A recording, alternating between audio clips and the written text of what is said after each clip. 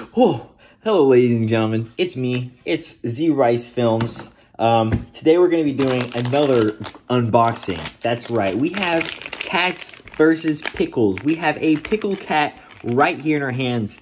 I know these are very hard to come by. This is like the holy grail of if you're a pickle or a cat collector. This is the holy grail. This is the item that you want to have. This is in no way sponsored, but if I was to be sponsored, oh man, I can just die and go to heaven because I love me some pickle cats.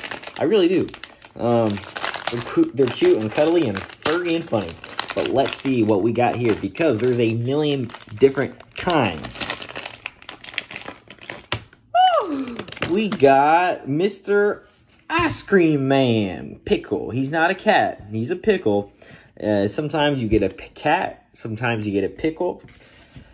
Sometimes you get a pickle cat. You know what I'm saying? Look at all these different kinds you can get here. Cats versus pickles. You can mostly find these at Target.